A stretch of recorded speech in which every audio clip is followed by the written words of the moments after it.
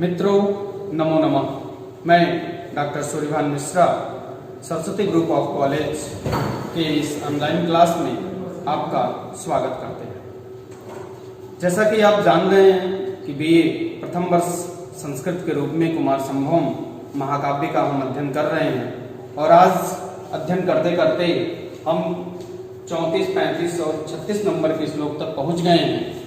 उन तीनों श्लोकों के जो आज हमको पढ़ना है उसका संक्षिप्त सारांश आपको प्रतिदिन हम बताते हैं कि आज के पढ़ने वाले श्लोक में हम क्या विशेष पढ़ेंगे।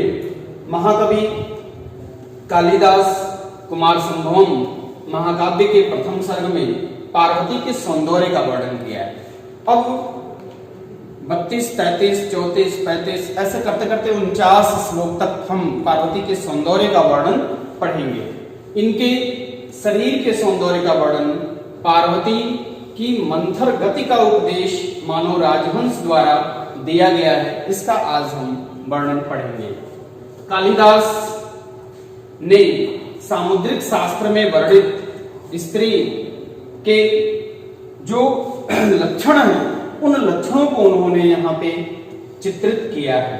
इसके पश्चात उर्दू सौंदर्य के हेतु उपमान के रूप में गजराज के सूंड एवं कदली के स्तंभ के लिए यह दोनों उपमान बनने योग्य नहीं है, इसका भी वर्णन महाकवि कालिदास ने प्रस्तुत श्लोक में किया है। जैसा कि आप जानते हैं कि कुमार संभवम महाकाव्य का प्रथम सर्ग महाकवि कालिदास ने उपजाति छंद में लिखा है और उपजाति छंद दो छंदों से मिलकर के बना है, इंद्र बजरा और उपेंद्र बजरा। तो आज हम इस श्लोक को उपजाति छंद में पहले सस्वर इसका वाचन करेंगे, क्योंकि सस्वर वाचन संस्कृत में जरूरी होता है, आपको पढ़ने आना चाहिए।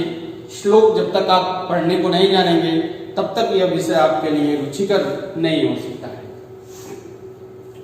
साराज हंसैव सन्नतांगी गते सुलीलांचित विक्रमेषु वयनीयता प्रत्युपदेश लोब्धै रादित्य धूभि निपुर सिंचितानि वयनीयत प्रत्युपदेश लोब्धै आदित्य सुभि नूपुर सिंचितानि।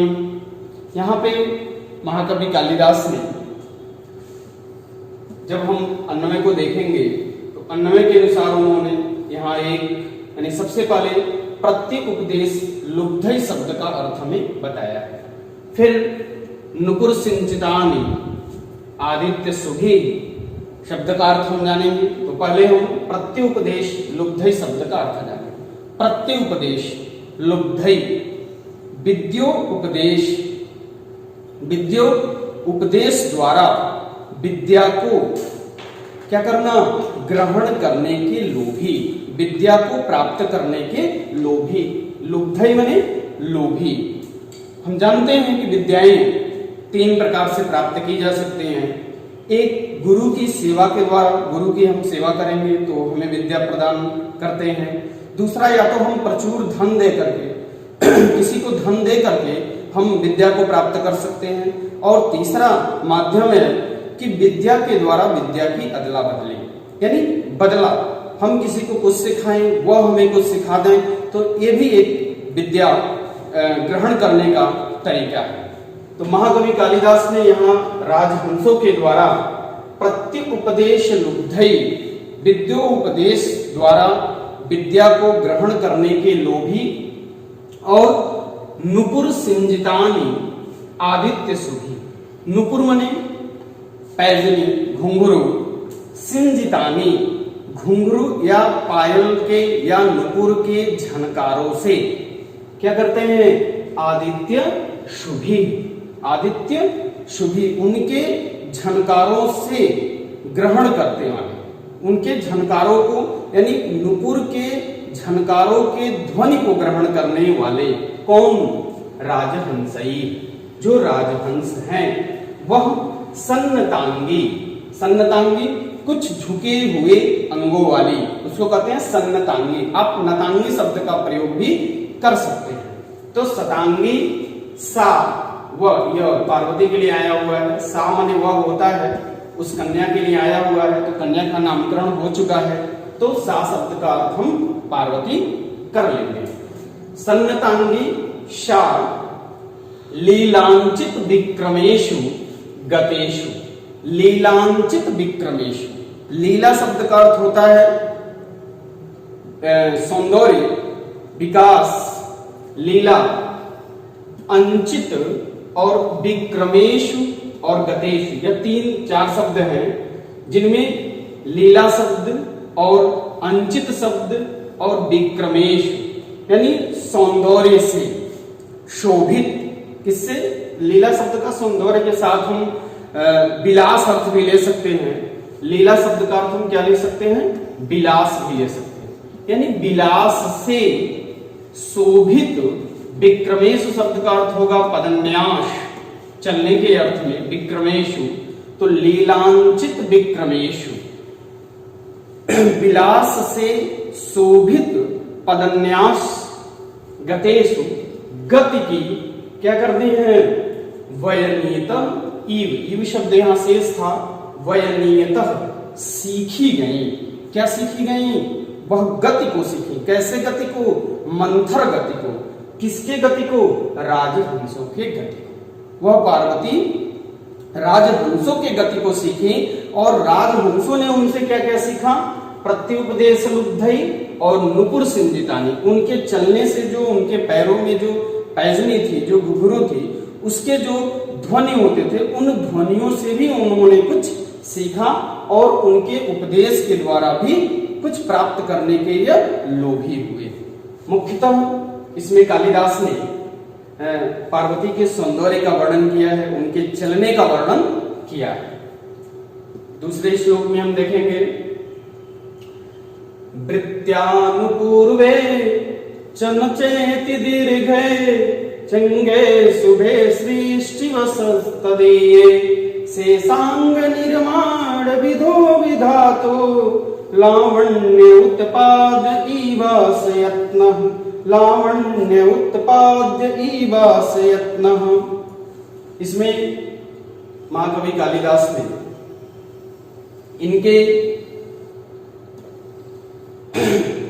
जंघे का वर्णन किया है और कुछ उपमाएं देकर के, एक वृत्यानुपूर्वे च, एक उपमा यह हो गया, विशेषण भी कर सकते हैं। इस जंघे शब्द का जो विशेषण है वह वृत्यानुपूर्वे च है। न च अति दीर्घे, यह एक विशेषण है, और दूसरा तीसरा शुभे है, और चौथा तदीय है। यह 4 विशेषण इस शब्द के हैं और सृष्टवत विधातु का विशेषण है। यह विशेषण का हम एक एक विशेषणों का अर्थ देखते हैं। वृत्यानुपूर्वे, वृत्यानुपूर्वे यानी ऊपर से नीचे की ओर, गोल, सुडौल जिसको कह सकते हैं। वृत्यानुपूर्वे च, गोल, सुडौल, न च अति दीर्घे, बहुत अधिक दीर्घ भी नहीं, बहुत लंबा भी नहीं। न च, न मने नहीं, च मने और, अति मने दीर्घे, अति दीर्घे, बहुत अधिक लंबा भी नहीं है। शुभे मंगलदायक है, और तदीय, तदीय शब्द है तस्याह इमे, तदीय यह पार्वती के लिए प्रयोग किया गया है। उसके जंघे का वर्णन यहाँ पे कालिदास ने किया है कि वृत्यानुपूर्वे च न च अति दीर्घे, वह बहुत ऊपर से नीचे की तरफ गोल है, और न अति दीर्घ, बहुत अधिक बड़ा भी नहीं है, दीर्घ भी नहीं है। शुभे मंगलदायक है, और तदीय उसका यह जो शरीर है वह सृष्टवत विधातु, सृष्टवत माने होता है रचना करने वाले, सृष्टि करने वाले। सृष्टवत शब्द सृज धातु से तवत प्रत्यय करेंगे और षष्ठी एक वचन में सृष्टवत शब्द बनता है। तो सृष्टवत विधातु, विधातु माने विधाता ने, ब्रह्मा ने विधाता को क्या करना पड़ा? शेषांग निर्माण विधौ, शेष अंगों के निर्माण के विधि में। यह केवल अभी एक अंगों को उन्होंने बनाया था, विधाता ब्रह्मा ने केवल एक अंगों का निर्माण किया, और एक अंगों का निर्माण करने में उनको इतनी सारी उपमाओं की आवश्यकता पड़ी, तो शेषांग निर्माण विधौ, शेष अंगों के निर्माण में जो विधि है वह विधि में क्या करेंगे, उत्पादे लावणे यत्नः वास इव, आस इव कर लेंगे।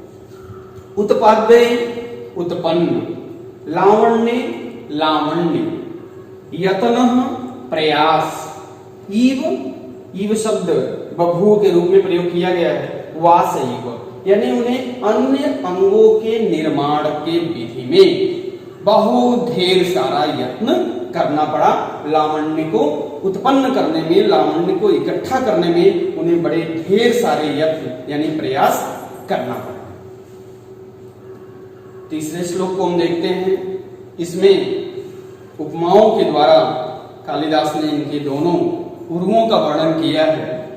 पहले इसका हम सस्वर वाचन कर लेते हैं।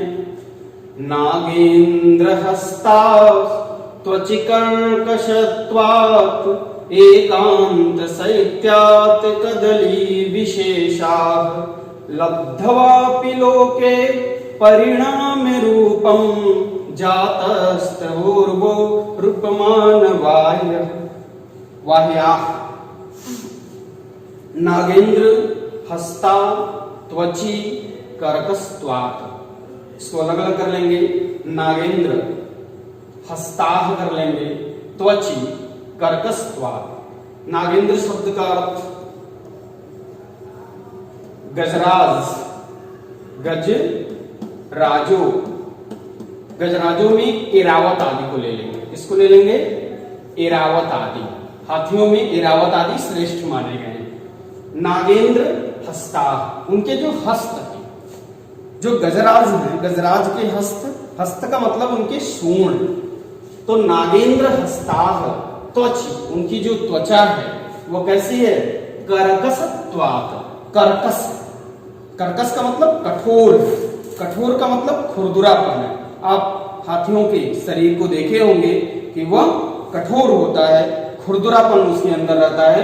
इसी को कह रहे हैं कि नागेंद्र हस्ता त्वची कर्कस्त्वात्। एक उपमा इन्होंने यह दिया और यह उपमान बन ही नहीं पाया, उपमान बनने से पहले ही यह क्या हो गया, बाहर हो गया। दूसरा उपमा उन्होंने दिया कदली विशेषाः एकांत शैत्यात्।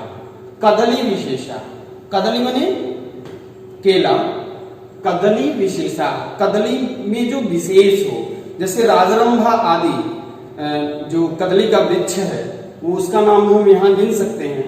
तो राजरंभा, राजरंभा आदि कदली विशेषा, कदलियों में जो विशेष है, केलों में जो विशेष है, राजरंभा आदि।